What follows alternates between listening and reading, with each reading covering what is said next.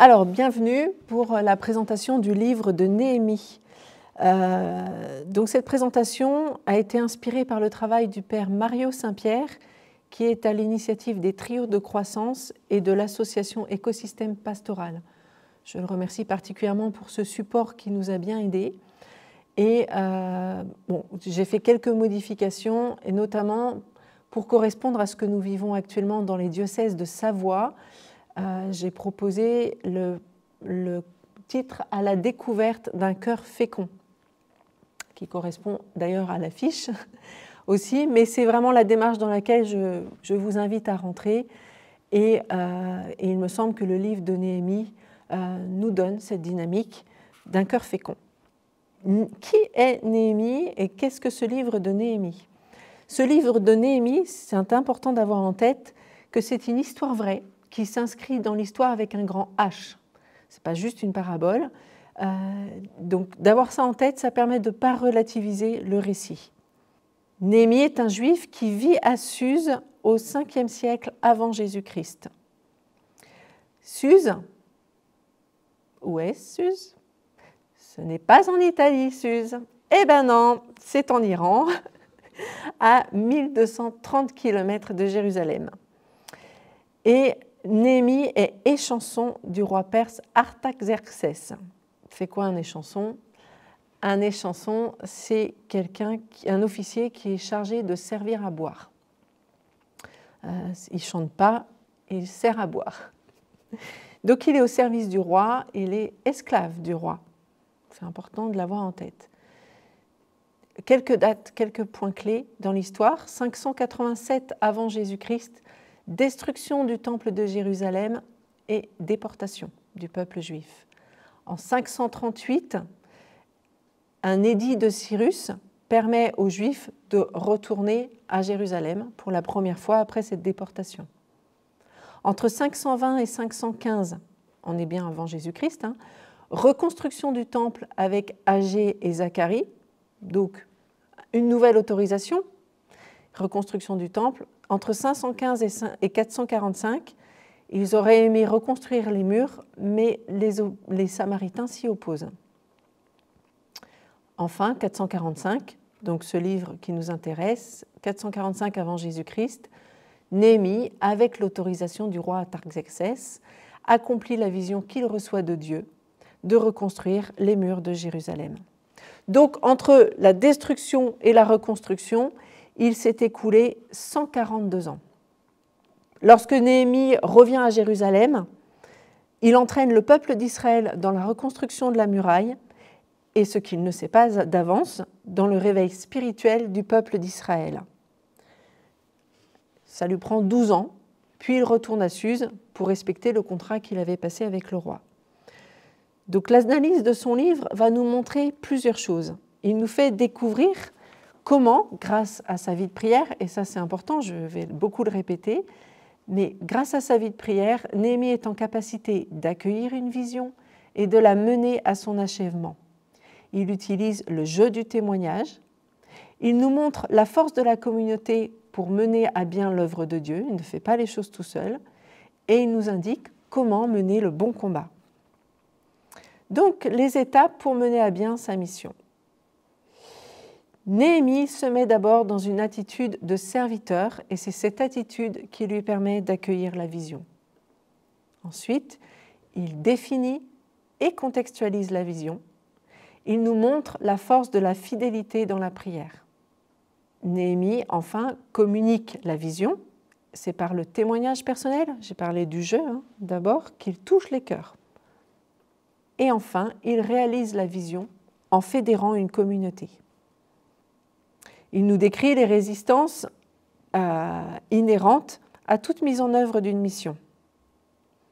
Il doit faire face à l'opposition, il doit s'ajuster en cours de route, il va jusqu'au bout de la vision, il décrit la fécondité de la vision.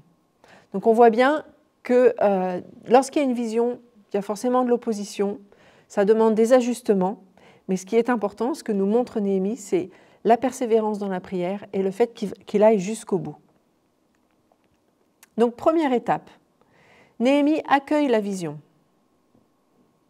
Néhémie reçoit la visite de son frère Hanani, qui l'informe de la situation déplorable de Jérusalem. Donc je rappelle qu'il est à Suse, 1230 km de Jérusalem. À l'époque, il n'y avait pas d'avion, il n'y avait pas de voiture hypersonique. Donc, à cheval, ça a été très long pour son frère de le rejoindre. Donc il l'informe, donc vous imaginez bien qu'il n'y avait pas non plus Internet et compagnie, donc Néhémie n'avait aucune idée de l'état de Jérusalem. Donc à ce moment-là, Néhémie s'assoit, s'écroule, pleure. Il est abasourdi par ce qu'il entend et il se met à prier, à jeûner, en se référant aux Écritures, il se présente comme un serviteur face à Dieu. C'est ainsi qu'il reçoit la vision de reconstruire les murs de Jérusalem. Cette vision est le fruit d'une double lecture. Il regarde d'abord les événements, la destruction de Jérusalem. Il prend conscience du problème, il rentre dans une sainte insatisfaction. Il ne se fait pas une raison sur la situation, il prend conscience qu'il faut agir. Sainte insatisfaction parce qu'il se rend compte que l'état de Jérusalem ne correspond pas à ce qu'on pourrait... lorsqu'on est béni de Dieu, ou lorsqu'on veut en tout cas proclamer le règne de Dieu, être dans des ruines, merci, ça ne correspond pas. Donc ce n'est pas satisfaisant et parce que c'est aussi très décourageant pour le peuple qui vit dans ces ruines. Donc il se laisse éclairer par la parole de Dieu. Il comprend alors qu'il doit en parler au roi, mais c'est risqué car le roi avait déjà interdit la reconstruction des murs de Jérusalem, parce que Jérusalem avait la réputation d'être une ville rebelle. Dieu favorise cet entretien avec le roi parce que Néhémie le lui demande dans la prière. Alors, j'ai oublié de dire quelque chose qui me semble important pour permettre de réaliser l'ampleur de la mission de Néhémie. Les murs de Jérusalem, en faisant des petites recherches, alors ce n'est pas le même tracé que les murailles actuelles, il semblerait que c'était à peu près équivalent en longueur. Mais en tout cas, ça nous donne une idée. Les remparts actuels font 4018 mètres de long, une hauteur de 12 mètres et une épaisseur de 2,50 mètres. Donc ça nous permet de bien prendre la mesure de la tâche qu'il devait accomplir. Donc cette première étape où Néhémie accueille la vision nous donne quelques éléments. Donc, sur la vision, elle vient de Dieu à travers des médiations parfois inattendues. Elle surgit au sein d'une sainte insatisfaction, un problème qui fait mal par rapport au règne de Dieu. Elle se reçoit dans la prière et le jeûne en faisant référence à l'Écriture sainte qui éclaire le problème vécu. Elle suppose une attitude de serviteur. Elle demande de dépasser ses craintes. Alors là, je vais faire un petit aparté sur ce que nous-mêmes nous vivons dans le diocèse. Si nous revenons en arrière, c'est que dans le diocèse, on a vu, il y a eu de moins en moins de LME, de moins en moins de catéchistes, de moins en moins de dons. Enfin, tout est un peu en décroissance et depuis quelques années, le constat, au travers les différents conseils, les différentes rencontres, on est dans cette sainte insatisfaction. Comment pouvons-nous répondre au règne de Dieu alors que nous n'avons plus les moyens, ça ne répond pas assez sur le terrain, on n'a plus les moyens financiers, on n'a plus les moyens humains. Donc vous voyez, nous-mêmes, au moment où nous avons reçu, et je reviendrai là-dessus, mais pour moi, ce livre de Néhémie, ça nous a été donné à un moment donné dans le conseil de l'administrateur où nous faisions l'état de cette situation, où nous rencontrions, où nous étions dans l'entre-deux, sans évêque, donc sans pasteur, donc un peu vraiment démunis devant la situation et l'ampleur de ce que nous devions vivre. Nous étions dans ce constat où c'est un peu en ruine tout ça et nous ne savons pas quoi faire. Sainte insatisfaction. Et du coup, nous avons prié, échangé dans le conseil et ce livre de Néhémie est tombé un petit peu du ciel, le cheveu sur la soupe qui n'était pas qu'un cheveu. Donc je reviendrai dessus plus tard. Mais en tout cas, je le dis parce que ça me semble important que pour moi, c'est déjà une réponse de Dieu à ce que nous vivions à ce moment-là. Donc deuxième étape, Néhémie définit la vision. Comme Néhémie continue son service auprès du roi, il s'est donc passé du temps entre le moment où il reçoit la vision Et le moment où il l'a exposé au roi, le roi découvre la tristesse de Néhémie et l'interroge. Alors, un serviteur, un esclave ne devait pas montrer ses états d'âme au roi, un échanson encore moins, parce qu'il valait mieux avoir le vin heureux plutôt que le vin triste. Donc, Néhémie fait preuve de tact. On est dans Néhémie définit la vision, il fait preuve de tact. Il répond par une question. C'est un juif, bien sûr, mais il donne franchement les raisons de sa tristesse. Comment n'aurais-je pas l'air triste quand la ville où sont enterrés mes pères a été dévastée? Il respecte l'autorité et le discernement du roi en s'en remettant à lui. 2 fois, il dit « Si tel est le bon plaisir du roi ». Il respecte aussi les coutumes et la sensibilité religieuse du peuple perse. Il omet le nom de la ville de Jérusalem pour ne pas susciter une réaction négative en parlant simplement de la ville où sont enterrés mes pères. C'est un aspect qui le touche personnellement. Bien sûr, Néhémie, s'il était venu en disant « Je vais reconstruire les murs de Jérusalem », le message qu'il envoyait au roi, c'est « On prépare une ville fortifiée, donc potentiellement on se prépare à combattre ». Or là, il parle de quelque chose qui le touche personnellement, en sachant que, vu la culture et l'époque, les ancêtres, le respect des ancêtres, c'est très très important. Donc ça me touche parce que la ville où sont enterrés mes pères est détruite. Comment voulez-vous que je respecte le culte de mes anciens si tout est détruit? Bref, il fait une bonne communication inspirée par l'Esprit Saint. Néhémie doit ensuite expliquer sa vision. On s'aperçoit alors que c'est un homme organisé. Il présente le plan d'ensemble de la vision. Il parle au roi. Hein. Il donne un délai pour la réaliser. Donc ça veut dire, je donne un délai, donc je m'engage à revenir au service du roi. Il demande un mandat, c'est-à-dire qu'il prend les moyens pour éviter d'être arrêté dans son entreprise. Potentiellement, un esclave tout seul qui s'en va, sans papier, c'est un esclave en fuite. Il s'assure d'avoir accès à des ressources, il reçoit des collaborateurs pour le protéger et il reconnaît que tout cela vient de Dieu. Donc devant le roi, il témoigne de l'action de Dieu dans sa vie.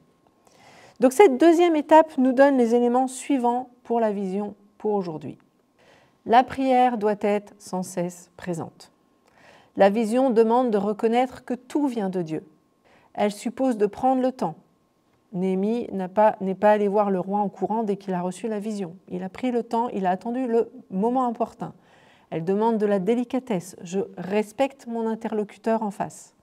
Elle ne se réalise pas seule, et on le verra.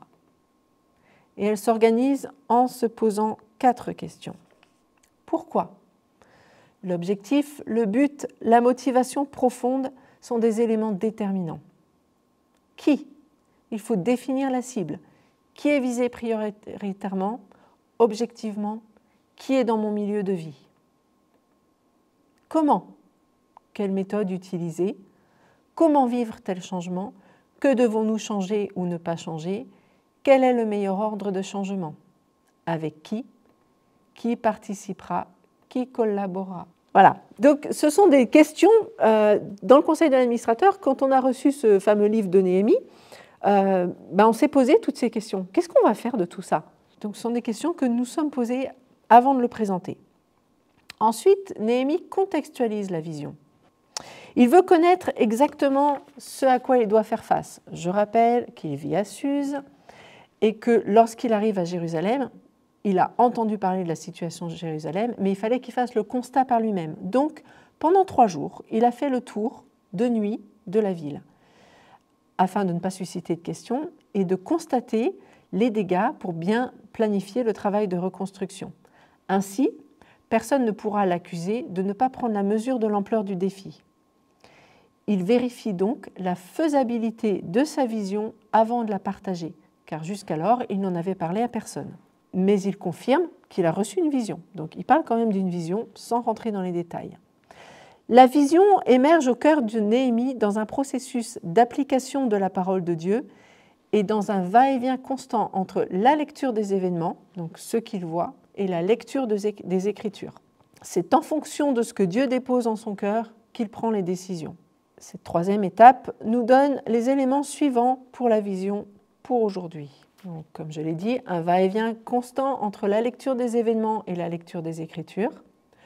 L'évaluation et la réflexion sont nécessaires et prennent un certain temps. Le rapport à la parole de Dieu doit être sans cesse présent. Donc vous voyez, de la même façon, je reviens sur ce qu'on a vécu dans le conseil de l'administrateur, on reçoit ce livre de Néhémie, qu'est-ce qu'on en fait, comment on le répercute aux pasteurs, aux prêtres, aux laïcs en mission ecclésiale, qu'est-ce qu'on en fait? Et c'est dans cette écoute, dans ce va-et-vient entre les événements, c'est-à-dire les rencontres aussi, quand on en parle au fur et à mesure, dans ce qui vient, dans la prière, voilà, tout ça, ça a pris du temps, mais ça nous a permis de mûrir. Donc, et enfin, une fois que la maturation est venue, on partage la vision. Donc, ce que nous avons fait nous-mêmes avec les prêtres et les laïcs en mission ecclésiale dans une première étape. Le peuple de Jérusalem a été habitué à des murs détruits pendant 142 ans. Néhémie pressent la résistance du peuple face au changement, même pour un changement positif qui peut améliorer les choses. Ça fait 142 ans qu'on vit avec des murs détruits. On s'est habitué. Pourquoi changer? Quelle sera la différence? On connaît tous le « on a toujours fait comme ça ». Qu'est-ce que la reconstruction pourra vraiment apporter de neuf? Pour nous, je pense, aujourd'hui, donc, ce processus de maturation, le livre de Néhémie, après, il est venu comme une évidence de construire un parcours Néhémie. Pourquoi le parcours Néhémie?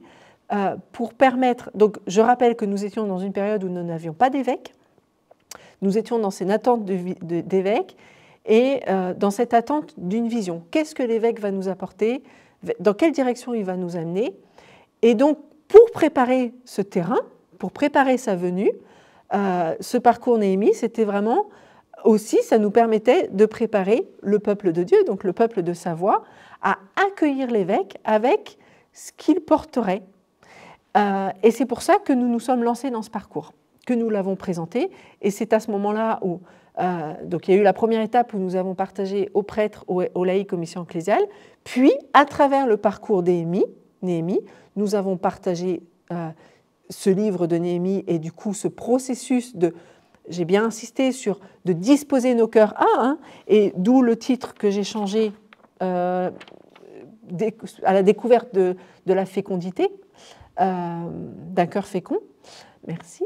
Pour vraiment inviter les gens à disposer leur cœur, à recevoir ce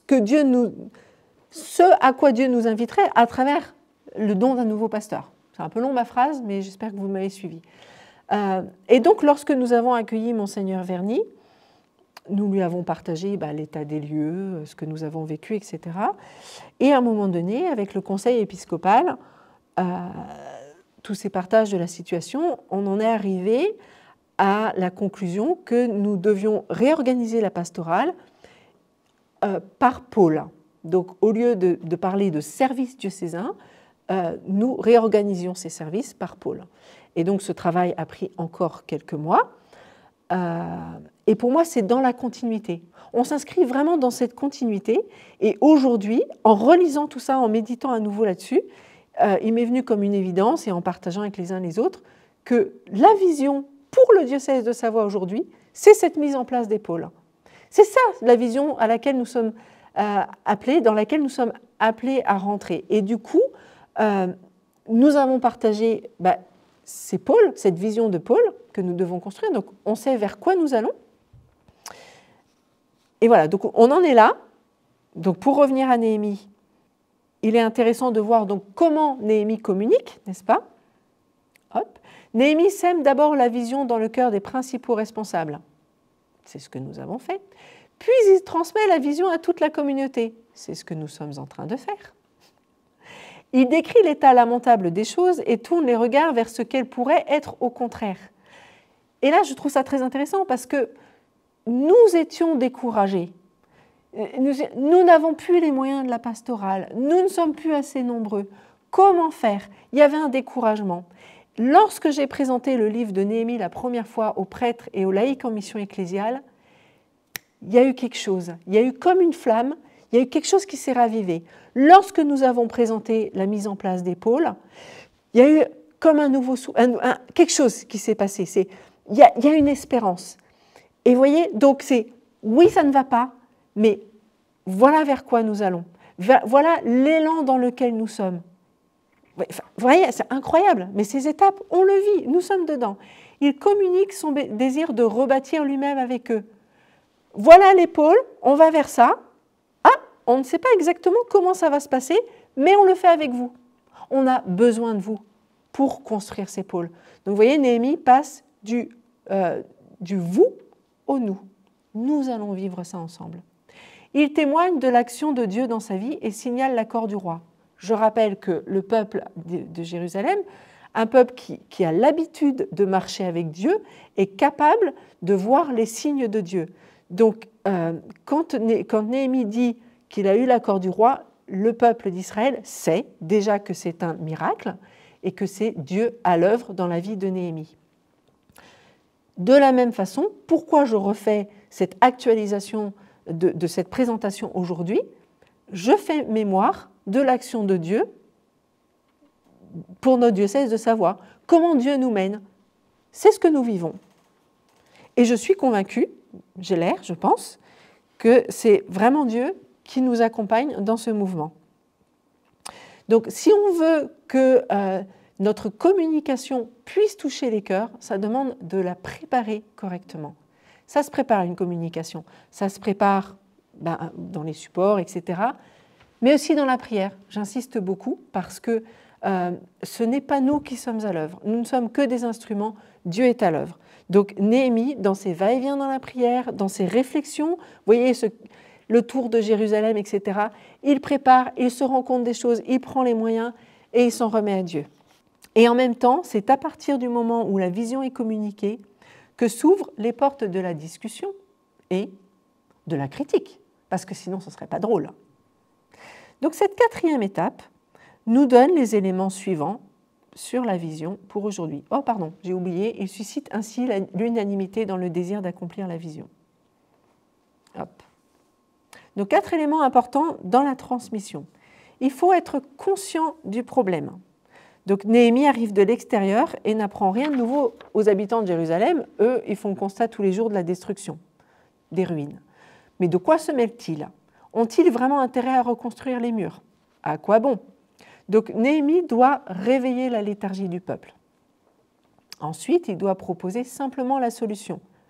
Il faut reconstruire les murs. La solution, elle est simple, c'est ça. Une seule phrase suffit pour communiquer la vision. Nous allons vivre en pôle. Vous avez compris, hein? Voilà, réorganisation en pôle. L'explication claire du problème implique l'intelligence. La solution implique l'imagination. La vision nous invite à imaginer la future. Donc, nous avons la vision des pôles. Maintenant, nous avons besoin de l'imagination de chacun pour construire concrètement ces pôles. Quel est le motif qui nous pousse à agir?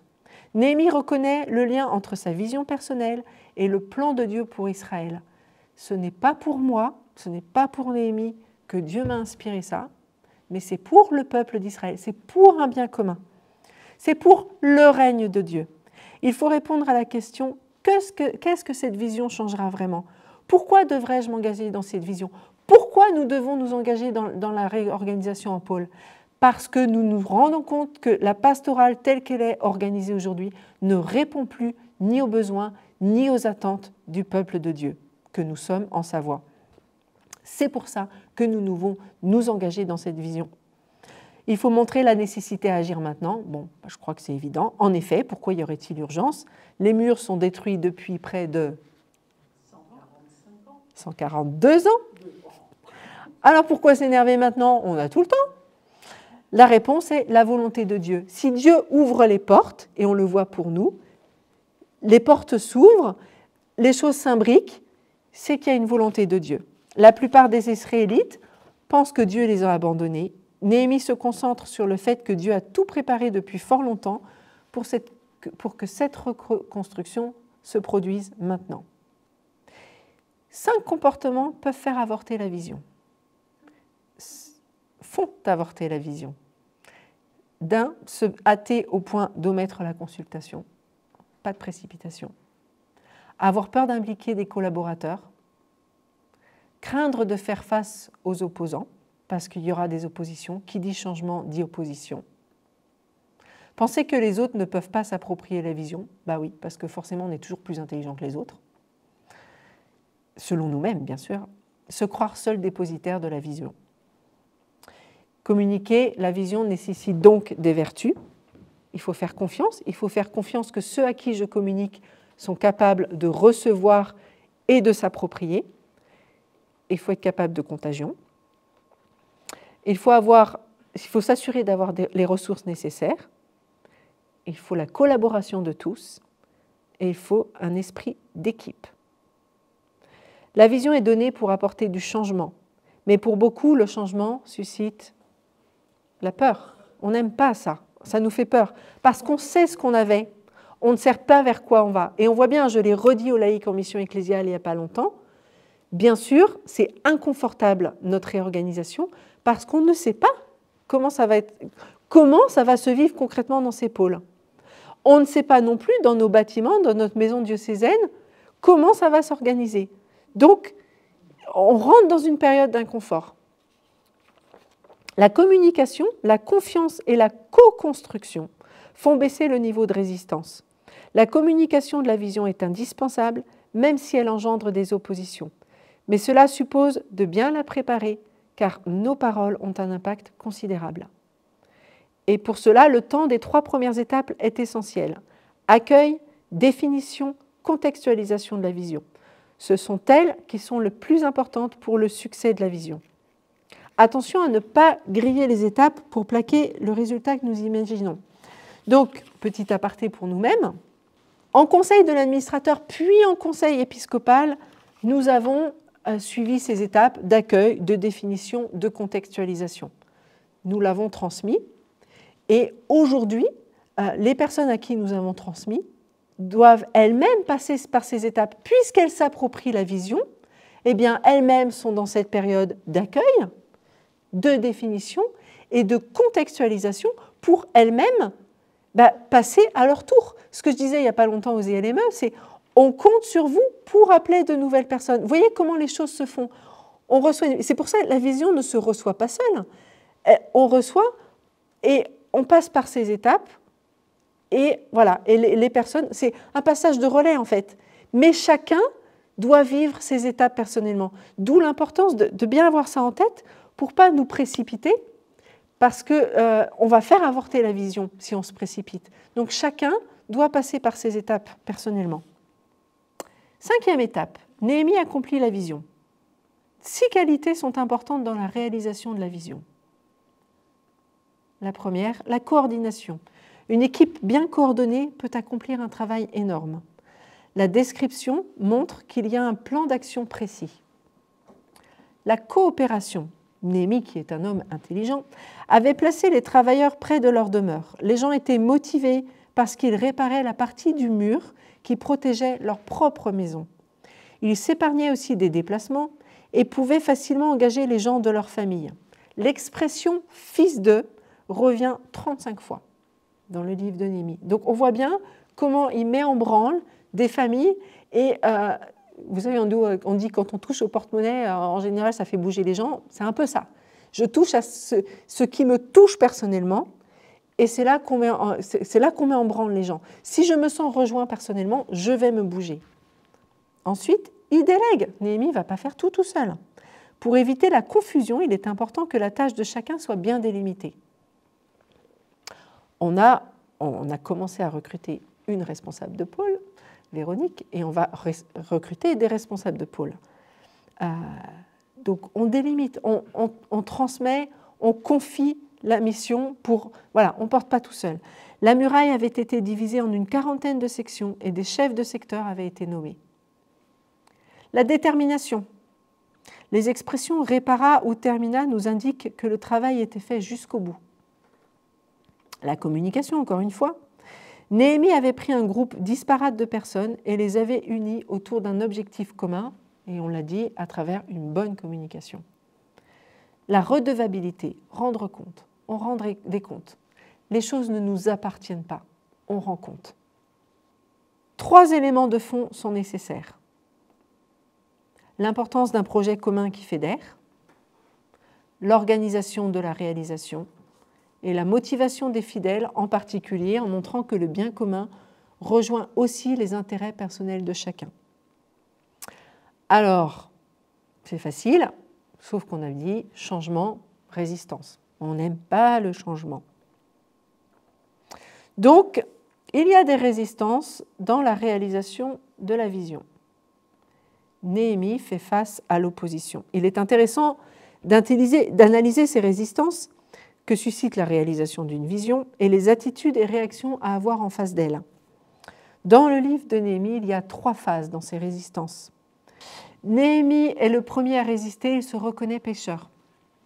Quand je suis appelée, on voit bien quand on appelle un laïc en mission ecclésiale, d'abord je ne comprends pas forcément ce qu'on me demande, pourquoi moi, mais je n'ai pas les qualités, je n'ai pas les compétences. Ça, ce sont des résistances internes. Ou bien, je suis trop pécheur, je ne suis pas digne de. Je résiste. Première résistance. Et je pense qu'on passe tous par là. Devant le roi, il craint pour sa vie. Bon, c'est un petit peu humain quand même. Il prend le risque de se faire tuer. C'est une petite résistance. Sanballat et Tobia sont mécontents lorsqu'il arrive à Jérusalem. Ses premiers ennemis à Jérusalem, c'est qui ce type? Il va... vous voyez bien, quand il y a, on dit la nature a horreur du vide, il y a un vide, et forcément, il y en a, quand il n'y a pas de chef, il y a, il y a plein de petits chefs. Hein. Donc, ça fait partie des petits chefs qui s'étaient institués, donc ça les dérange. Les Samaritains le ridiculisent lorsqu'il présente son projet à la communauté. Donc, il faut faire face à la critique, aux moqueries, etc. Il y a 3 phases dans ces résistances. Il fait face à l'opposition, il s'ajuste, il va jusqu'au bout. Les ennemis se révèlent particulièrement agressifs au moment même de la réalisation de la vision. Alors surgissent colère, moquerie, insultes. Les ennemis se liguent pour attaquer Jérusalem et veulent intimider et décourager. Donc, Néhémie va répondre aux ennemis, d'abord par la prière.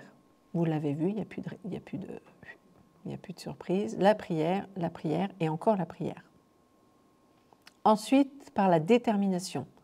Nous avons alors prié notre Dieu et nous avons établi une garde de jour et de nuit. Ce verset est très important. Néhémie comprend l'équilibre délicat entre le fait de marcher dans la foi et de diriger stratégiquement. Il met sa confiance en Dieu et en même temps, il prend toutes ses responsabilités humaines pour accomplir la vision. Il ne s'agit pas de dire « j'ai une vision, Dieu me parle et allons-y gaiement ». Ça sera facile, ce n'est pas vrai. Et la garde de jour et de nuit, on voit bien que ça veut dire sans cesse. Il n'y a pas un seul moment où il faut baisser la garde, pas un seul moment où j'arrête de prier et c'est « j'ai compris, je sais et j'y vais ». Non, non, non. Jour et nuit. 3e, c'est allé tout seul, c'est bien, il fait mémoire en indiquant l'origine de la vision, qui est Dieu lui-même. Souvenez-vous du Seigneur grand et redoutable. Sanballat a raison sur de nombreux points. Les critiques sont souvent valides et justifiées. Les changements suscitent insécurité, les lacunes de la vision nourrissent les critiques, et ce n'est pas parce que la vision est authentiquement de Dieu qu'il n'y a pas de lacunes, mais le plan de Dieu fait la différence. Vous voyez, souvent les critiques, on dit qu'il y a toujours un peu de vrai dans les critiques. Donc, il faut faire mémoire, parce que si je commence à m'arrêter sur les critiques, je me dis « Ah, ils ont raison, je peux perdre pied ».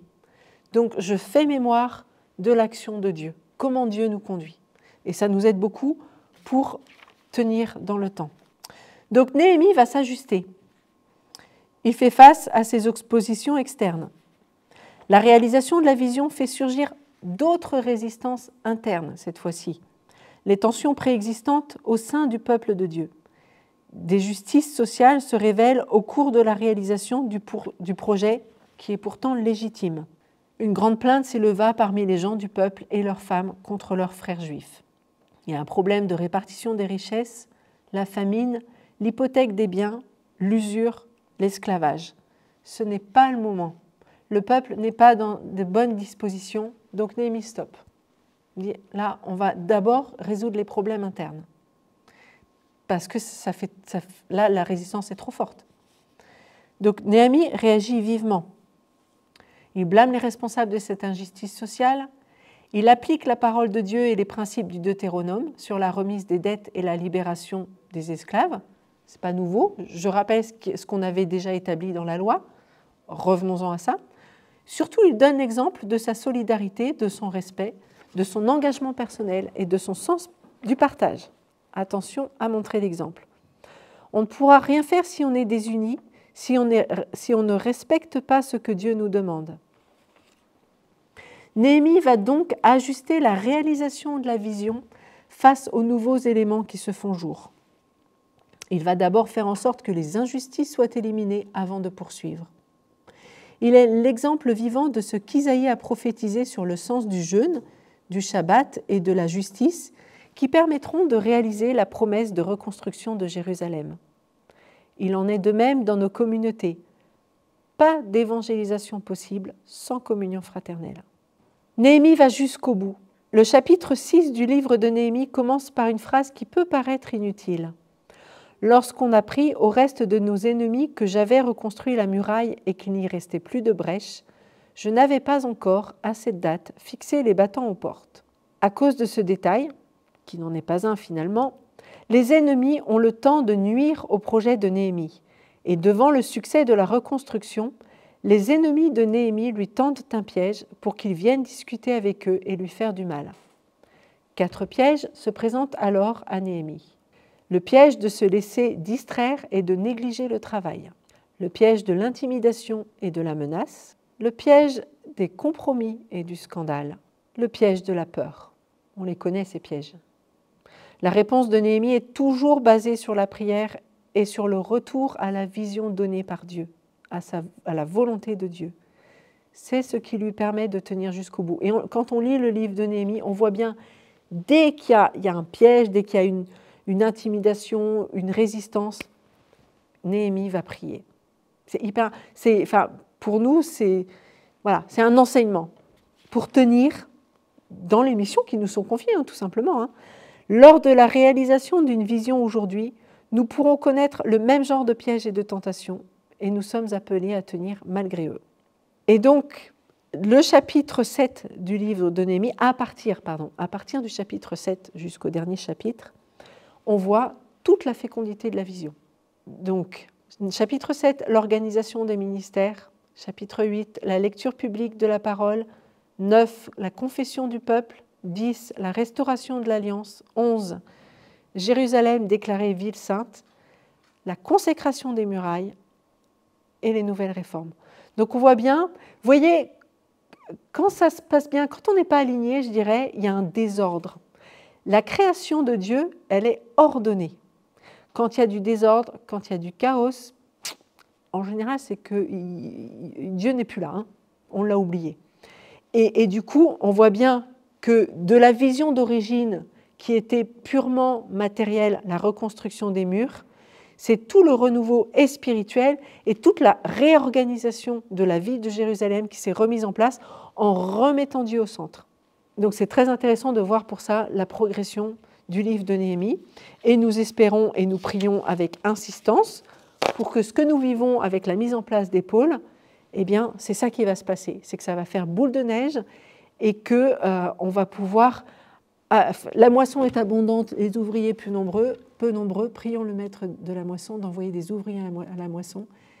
Et c'est vraiment ma prière que ce que nous vivons actuellement, nous ayons de nombreux ouvriers à la moisson. Et je vous remercie. Je vous invite à vivre le parcours Néhémie, pour ceux qui ne l'ont pas vécu.